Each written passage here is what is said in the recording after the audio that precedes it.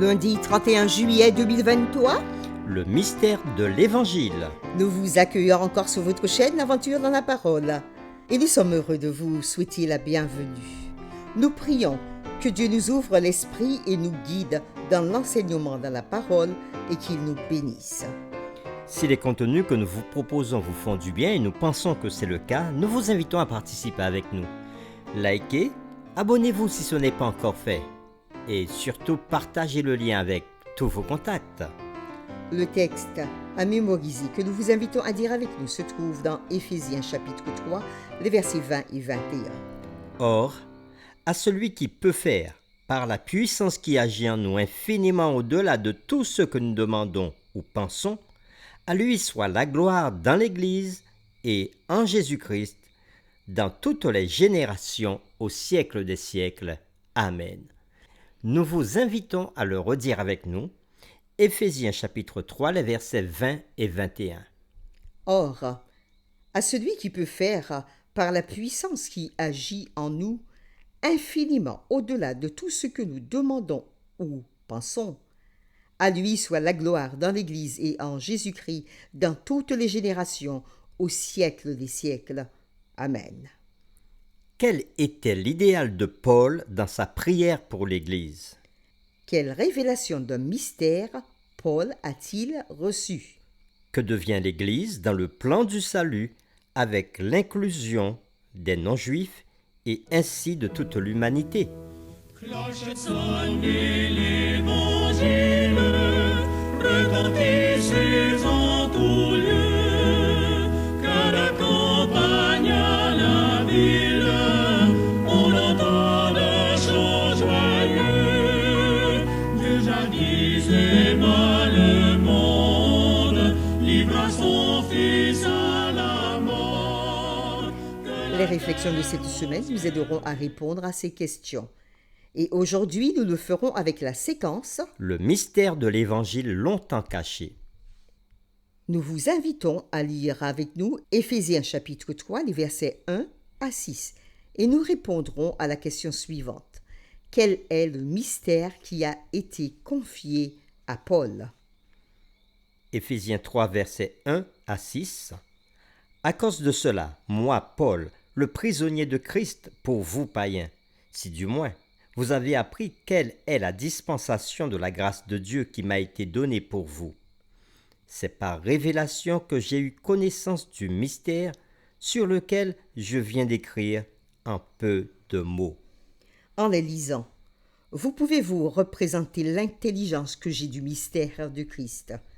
Il n'a pas été manifesté au Fils des hommes dans les autres générations, comme il a été révélé maintenant par l'Esprit aux saints apôtres et prophètes de Christ.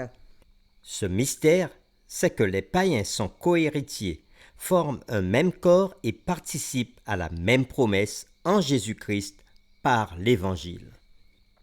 Après lecture de ce texte de Éphésiens chapitre 3, les versets 1 à 6, répondons maintenant à la question « Quel est le mystère qui a été confié à Paul ?»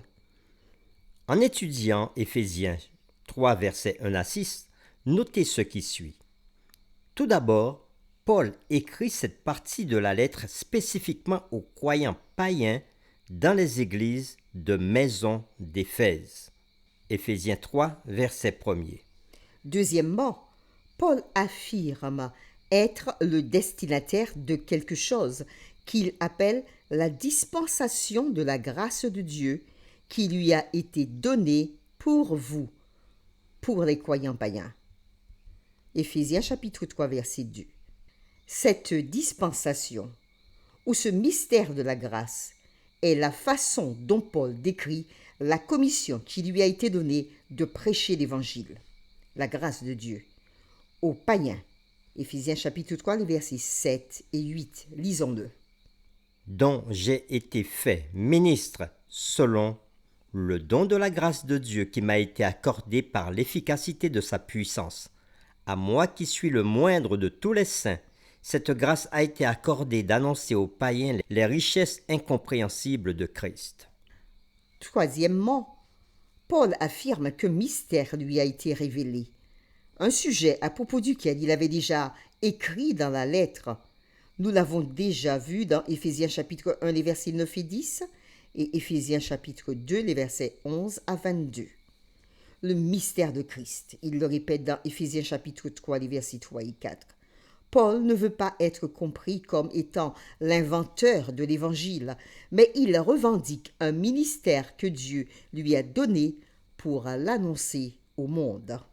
Quatrièmement, Paul n'est pas le seul à avoir reçu la révélation avancée sur ce mystère, car l'Esprit l'avait également révélé aux saints apôtres et prophètes de Christ d'une manière qui dépasse la révélation du plan de Dieu aux générations précédentes. C'est ce que Paul dit au verset 5 du chapitre 3. Le terme prophète ici se réfère probablement à ceux qui possèdent et exercent le don de prophétie dans les églises de maisons chrétiennes à l'ère apostolique plutôt que les prophètes de l'Ancien Testament. Le mystère, qui était autrefois caché, est maintenant devenu ce que nous pourrions appeler un secret connu de tous.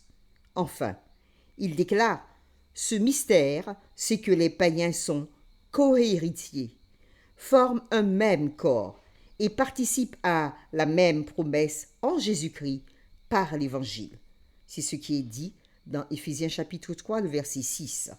Paul est passionné par l'Évangile, et en particulier par la façon dont il est exprimé dans l'Église, qui est composée à la fois de juifs et de non-juifs.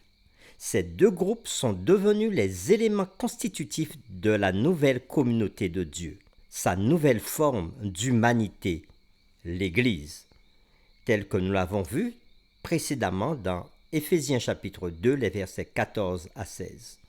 Nous pourrions dire qu'ils sont maintenant transformés d'ennemis en cohéritiers, formant un même corps, le corps de Christ. Et ils sont aussi coparticipants de la promesse de l'Évangile.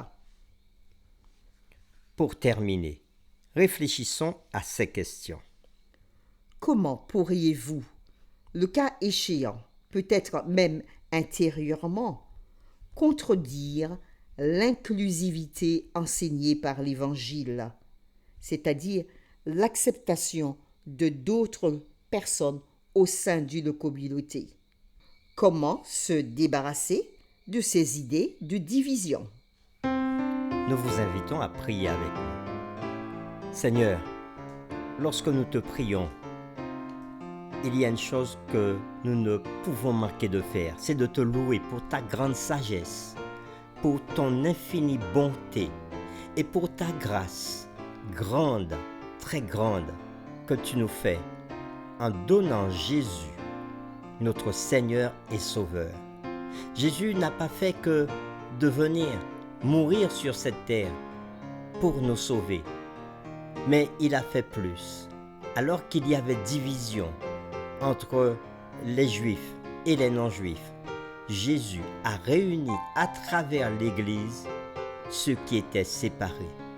Et aujourd'hui, tout homme, quel qu'il soit, peuvent prendre part et peuvent adhérer au salut.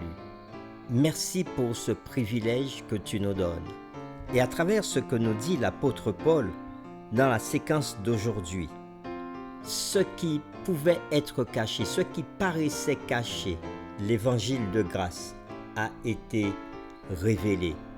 Il a été pendant longtemps un mystère, mais aujourd'hui il est pleinement révélé afin que tous puissent prendre part et vraiment accepter Jésus en tant que Seigneur et Sauveur de leur vie. Et merci de nous aider à nous accepter les uns les autres au sein de ton Église, quelles que soient nos particularités, notre culture, notre race, notre personne. Aide-nous à nous accepter. Nous te le demandons au nom de Jésus. Amen.